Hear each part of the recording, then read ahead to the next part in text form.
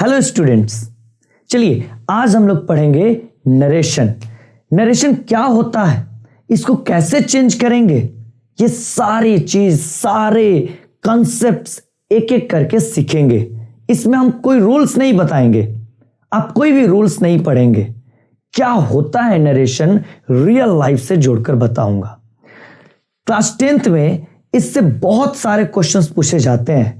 अगर previous years questions देखेंगे तो बहुत सारे आपको क्वेश्चंस मिल जाएंगे, डायलॉग के फॉर्म में, डायरेक्टली चेंज करने के फॉर्म में, बहुत सारे क्वेश्चंस मिल जाएंगे। इतना मैं विश्वास दिलाता हूं कि इस वीडियोस को देखने के बाद आपके अंदर से जो नरेशन का जो थोड़ा सा डर जो बचा होगा वो सारा खत्म हो जाएगा। नरेशन चुटकियों में आप हल करेंगे। नरेशन को हल करने के लिए बस 5 चीजों को चेंज करना जरूरी है। आप 5 चीजों को चेंज कर लेंगे, 5 चीजों को कैसे चेंज किया जाता है यह सीख लेंगे, नरेशन सोल्व हो जाएगा। नरेशन इन्हीं 5 चीजों पे तो बेस्ड है। तो चलिए शुरू करते हैं अपना लेक्चर।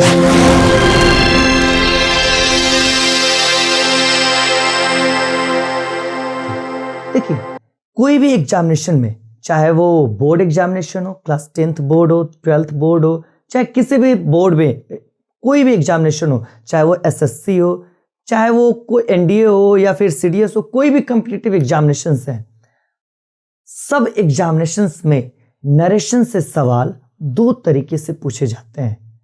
और वो 2 तरीके कौन कौन से हैं? नरेशन से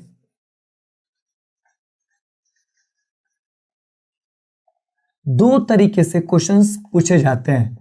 वो 2 तरीके कौन कौन से हैं? तो पहला आ जाता है कि आपको डायरेक्ट स्पीच दिया रहेगा। आपको क्या दिया रहेगा? डायरेक्ट स्पीच, और उससे पूछा जाएगा कि आप इसका इनडायरेक्ट स्पीच बनाइए। और फिर उसी में या तो आपको फिर इनडायरेक्ट स्पीच दे देगा और उसका क्या बोलेगा कि आप इसका डायरेक्ट स्पीच बनाइए। यही दोनों में से फेरबदल करेगा। दूसरा तरीका है कि आपको एरर्स दे देगा या फिर फिलअप्स दे देगा या फिर सेंटेंस इंप्रूवमेंट का क्वेश्चन हो जाएगा।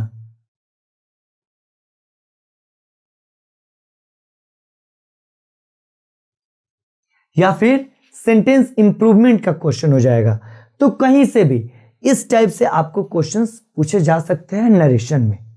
अब चलिए स्टार्ट करते हैं कि नरेशन आखिर होता क्या है।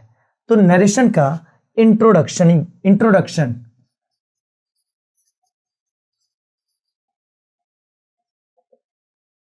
चलिए नरेशन का इंट्रोडक्शन स्टार्ट करते हैं। नरेशन नरेट से बना है। नरेट का मतलब होता है कि किसी दूसरे के बातों को बताना या फिर अपनी बातों को बताना दूसरों को। अब समझिए, जो नॉर्मल कन्वर्सेशन है, डेली लाइफ का जो कन्वर्सेशन है, उसी से नरेशन पैदा हुआ है। बस जो कन्वर्सेशन करते हैं, जो बातचीत करते हैं, जो 2 लोग आपस में बातचीत करते हैं, तो उन्हीं के बातों को जब हम लोग शब्दों में रिप्रेजेंट करते हैं तो क्या कहलाता है? नरेशन कहलाता है। अब इसी नरेशन के कितने पार्ट्स हैं? 2 पार्ट्स हैं। कौन कौन से भाई? तो डायरेक्ट स्पीच और इनडायरेक्ट स्पीच। जब उनकी बातों को उनके ही शब्दों में जो हूबहू है, चाहे वो कुछ भी बोले, जब उसमें रिप्रेजेंट कर देते हैं तो डायरेक्ट स्पीच कहलाता है। जब उनकी बातों को उनके शब्दों में ना रिप्रेजेंट करके दूसरे वे में रिप्रेजेंट करे तो वो इनडायरेक्ट स्पीच कहलाता है। अब ये दूसरे वे में कौन रिप्रेजेंट करेगा बताएंगे अभी। चलिए देखिए, चलिए एक एग्जांपल ले लेते हैं कि यहां पे एक राहुल ले लेते हैं और एक मोहन ले लेते हैं।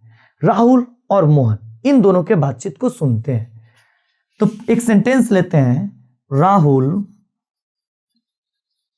Said to Mohan, I can do this work। देखिए, यहां पे है कौन? राहुल है। यहां पे कौन है? मोहन है। राहुल अब बोल रहा है किससे? मोहन से। राहुल बोल रहा है मोहन से। क्या बोल रहा है भैया?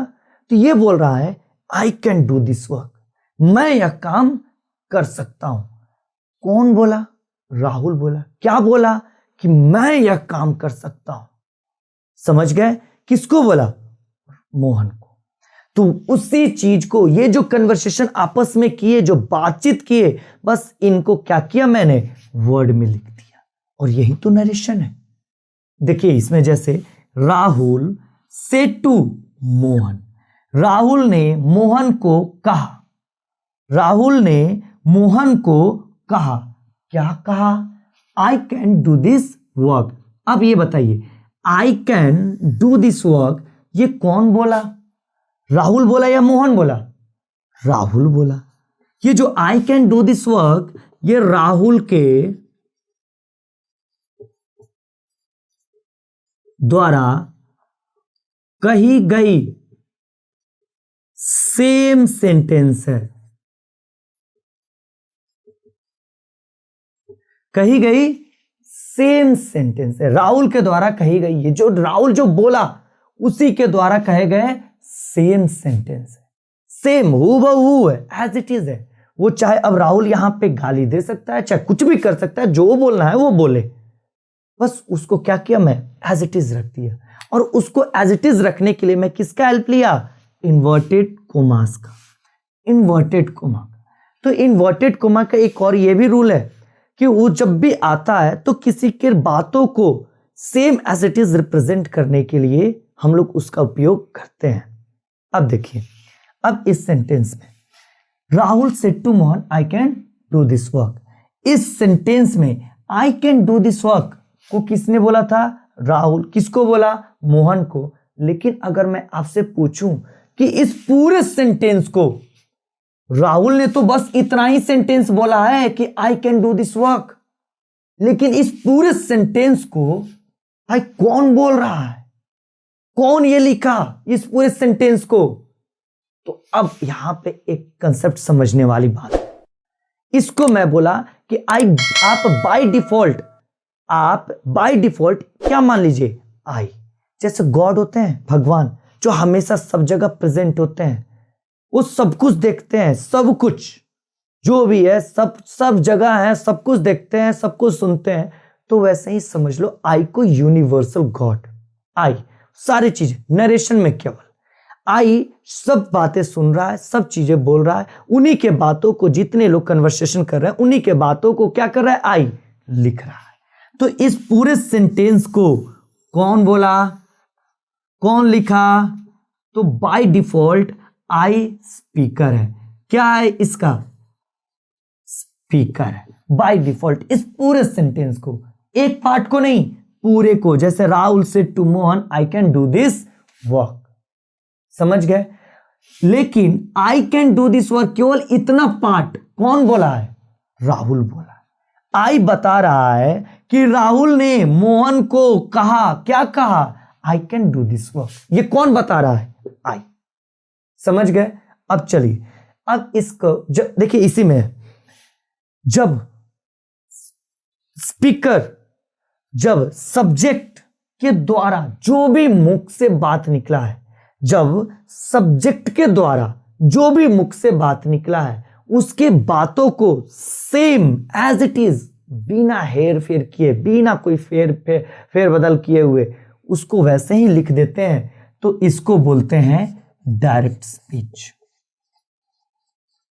इसको बोलते हैं डायरेक्ट स्पीच। इसको देखिए, इसमें आई कैन डू दिस वर्क, क्या इसमें कोई हेरफेर हुआ है? क्या आई जो इन सारे सेंटेंसेस को लिख रहा है, इन कन्वर्सेशन को सुना, क्या आई इनके मुख से जो भी बात निकला है क्या उसको चेंज किया अपने लैंग्वेज में? नहीं किया। इसलिए ये डायरेक्टली बोला, जो ये डायरेक्टली बोला उसी चीज को डायरेक्टली इसने रिप्रेजेंट कर दिया, तो डायरेक्ट स्पीच कहलाया। अब अगर आई इन्हीं के बातों को अपने लैंग्वेज में बोले तो उसको बोलते हैं इनडायरेक्ट स्पीच। कौन बोलेगा? आई बोलेगा। इन दोनों के बातों को आई सुनकर अपने लैंग्वेज में आप दूसरों को व्यक्त करेगा तो उसको बोलेंगे इनडायरेक्ट स्पीच। अब चलिए इसका इनडायरेक्ट बनाते हैं। तो इसका इनडायरेक्ट बनेगा Rahul told Mohan that he could do that walk. अब यहां पे ध्यान से देखिए, क्या इसमें कोई इन्वर्टेड कोमा इसके जैसा है? नहीं। इसका मतलब कि इसमें हू बहू जो उसके मुख से बात निकला है, जो राहुल के मुख से बात निकला है, अब वो सेम बातें नहीं रहेगी। अब उस बातों को इंटरप्रेट किया गया, अब उस बातों को किसी दूसरे के लैंग्वेज, दूसरे के पर्सपेक्टिव से चेंज करके बोला गया है। और उसी को तो इनडायरेक्ट स्पीच बोलते हैं, कि डायरेक्ट में ना बोलना, इनडायरेक्टली उनको बताना। जैसे राहुल ने मोहन को बतलाया, यहां पे था कहा, यहां पे था कहा, और यहां पे आ गया टोल्ड, मतलब बतलाया। क्या बतलाया? अब उसको एक्सप्लेन करेंगे कि राहुल ने मोहन को बतलाया कि वह काम कर सकता था। चलिए 1 सेकेंड के मानिए, इस ही के जगह पे आप ही ना रखकर आपने क्या रख दिया? आई। 1 सेकेंड के आप मानिए कि आई रख दिया। तो अब चलिए इसका सेंटेंस पढ़ते हैं हिंदी में। क्या होगा? राहुल ने मोहन को बतलाया कि मैं वह काम कर सकता था, मैं वह काम कर सकता था। क्या यहां पे मेरी बात हो रही है? क्या यहां पे आई की बात हो रही है? इस सेंटेंस में कौन काम कर सकता था? राहुल ना? या मैं कर सकता था? आई काम कर सकता था? नहीं। कौन? राहुल कर सकता था। लेकिन यहां पे किसकी बात हो रही है? मैं की। तो यहां पे क्या हो जाएगा? Technically wrong. मैं नहीं बाबा, मैं नहीं काम कर सकता हूं। कौन काम कर सकता है? वाह। कौन काम कर सकता है? राहुल। तो राहुल को रिप्रेजेंट करने के लिए कौन सा प्रोनाउन आता है? ही आता है। इसलिए यहां पे आई के बदले ही आया, आई को चेंज कर दिया गया ही में। समझे? अब इस सारे सेंटेंस को कौन बोल रहा है अपने लैंग्वेज में? तो इसका भी बेस स्पीकर कौन है? आई है। इसका भी बेस स्पीकर कौन है? आई है। इस सेंटेंस को भी आई बोला, इस सेंटेंस को भी आई बोलेगा। बस फर्क यही है कि इसमें आई इन दोनों के बात को हूबहू रिप्रेजेंट कर दिया, कुछ भी छेड़खानी नहीं किया, कोई भी अपने लैंग्वेज में बात नहीं किया। लेकिन इसमें क्या किया? उनके बातों को अपने पर्सपेक्टिव से देखकर बदल दिया, अपने पर्सपेक्टिव से देखकर अपने वर्ड्स में बदल दिया। तो इसको बोलते हैं इनडायरेक्ट स्पीच। Indirect speech. इस पूरे सेंटेंस को क्या बोलेंगे? इसको बोलेंगे इनडायरेक्ट स्पीच।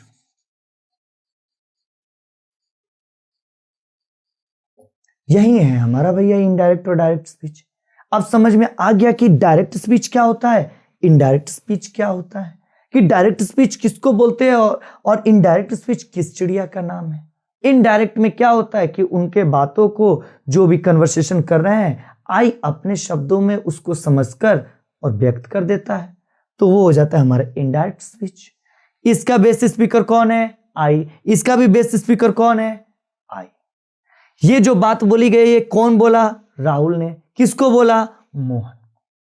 चलिए इतना समझ गए, तो अब चलते हैं नेक्स्ट पार्ट पे कि अब क्या क्या चीज बदलती है नरेशन में, किसको किसको चेंज करते हैं, उसे पढ़ते हैं।